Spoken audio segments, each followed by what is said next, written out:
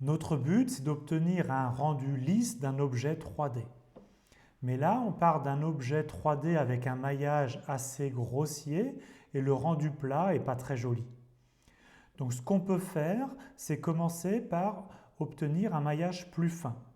On va réaliser une subdivision de ce maillage, c'est-à-dire qu'on va ici ajouter des sommets, ajouter des arêtes, modifier les sommets existants, modifier les arêtes existantes, et on obtient un maillage donc avec plus de faces et qui est plus joli. Et donc le rendu plat ici est assez correct. Bien évidemment, si on veut un objet encore plus lisse, on peut itérer cette subdivision qu'on appelle subdivision de Catmull-Clark. Donc on recommence la subdivision à partir de la subdivision obtenue. Et on obtient ici un maillage très fin, un objet qui est presque déjà lisse, alors que pour l'instant les faces sont des faces plates.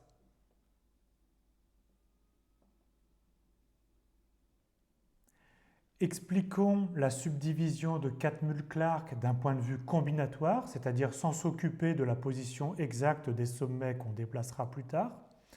Donc on a ici une face, ici qui a 4 sommets mais qui pourra en avoir 3 ou n. Donc on a S1, S2, S3, etc. jusqu'à S indice n. On commence à calculer le centre de la face. Tout simplement, c'est l'isobarycentre de tous ces points, ou autrement dit, c'est la moyenne des centres. Donc vous calculez les coordonnées de chacun des sommets, vous faites la somme de ces coordonnées, vous divisez par n si vous avez n sommets, et vous obtenez les coordonnées du centre. Vous calculez aussi le milieu de chacune des arêtes. Donc tout simplement, pour l'arête qui relie le sommet S1 avec S2, vous faites la moyenne S1 plus S2 sur 2, vous obtenez le milieu de l'arête, et vous faites ça pour toutes les n arêtes. Et maintenant, la subdivision, elle est très simple. Vous allez ajouter des sommets, donc vous ajoutez comme sommet à la fois le centre et aussi le milieu des arêtes. Vous conservez les sommets initiaux qui sont toujours des sommets de votre subdivision. Comme arête, vous ajoutez les segments qui relient le centre au milieu de chacune des arêtes. Et vous avez aussi, ainsi l'apparition de nouvelles faces. Donc vous avez en fait ajouté n plus 1 sommet. Vous avez ajouté n arêtes et vous êtes passé de une face à n faces.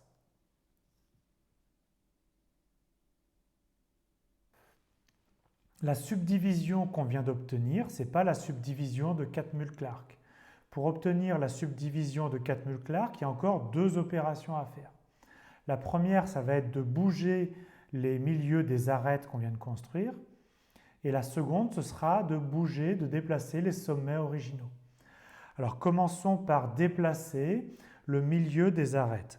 Donc on prend une arête qui relie ici le sommet S1 au sommet S2. On a calculé A, le milieu de l'arête S1, S2, tout simplement en prenant S1 plus S2 sur 2. Et maintenant, on va déplacer ce sommet A en un sommet A', et c'est ce sommet A' qui sert pour la subdivision. Et on oubliera le sommet A. Donc comment se calcule ce sommet A'? Donc notre arête ici, elle est à l'intersection de deux faces, d'accord? Une face qui est devant et une face qui est derrière ici. La face qui est devant, elle a un centre F1, et la face qui est derrière, elle a un centre F2. Et bien donc à partir de S1, S2, F1, F2, on va calculer A', tout simplement en prenant la moyenne de ces quatre sommets. S1 plus S2 plus F1 plus F2 qui sont donc les centres de nos faces adjacentes à l'arête, divisé par 4. Donc c'est vraiment prendre la moyenne. Donc je répète, on a construit combinatoirement la subdivision à partir du milieu de l'arête, mais géométriquement, ce n'est pas ce point-là qu'on considère, on le déplace en un point A' qui tient compte des centres des faces adjacentes.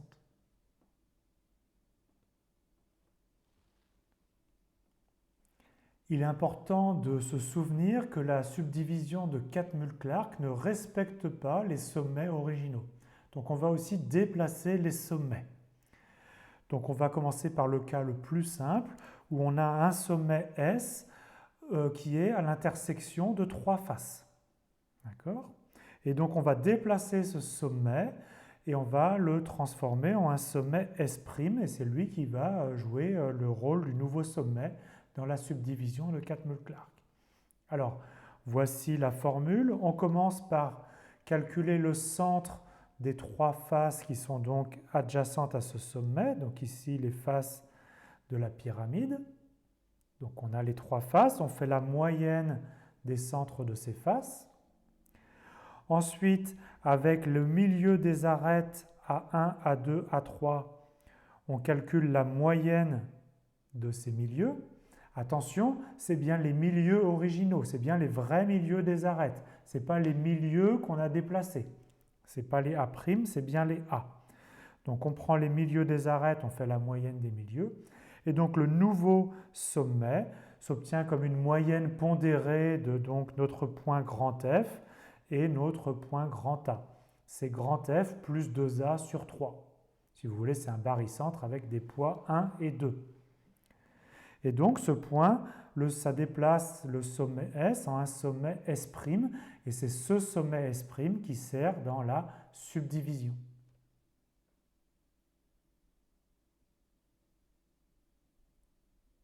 La formule pour déplacer un sommet est un petit peu plus compliquée si on a n faces qui arrivent en ce sommet.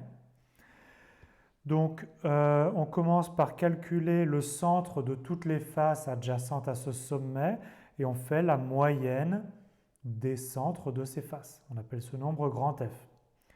On prend toutes les arêtes qui arrivent à ce sommet, il y en a n aussi. On prend les milieux, les vrais milieux de ces arêtes et on fait la moyenne de ces milieux. Et donc maintenant, on va déplacer notre sommet original S en un nouveau sommet S' par la formule qui est ici.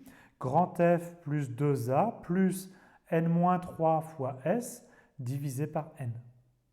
Donc on a déplacé notre sommet S qu'on oublie maintenant en un sommet S' et c'est lui qui sert dans la subdivision.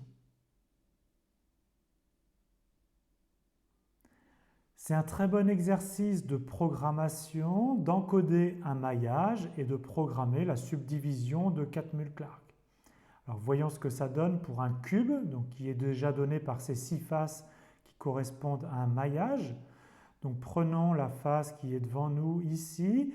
Donc combinatoirement, on va subdiviser cette face en 4 quadrilatères, d'accord, en partant du milieu et en joignant les milieux des arêtes de cette face. Mais on va aussi déplacer chaque sommet un petit peu vers l'intérieur du cube et chaque milieu de l'arête, on va aussi la déplacer vers l'intérieur du cube. Donc voici ce que ça donne après une première subdivision de Catmull-Clark. Vous obtenez un objet ici, donc qui s'est un petit peu rétréci parce qu'on a un peu déplacé les sommets qui existaient, on les a déplacés un petit peu vers le centre, mais on a aussi rajouté des sommets. Donc vous voyez qu'on a un objet qui est plus lisse. Et bien évidemment, maintenant, pour chacune de ces faces, on peut recommencer la subdivision de Catmull-Clark et on obtient un objet encore un petit peu plus lisse. Et puis on pourrait itérer ce processus et on obtient quelque chose qui ressemble à une sphère.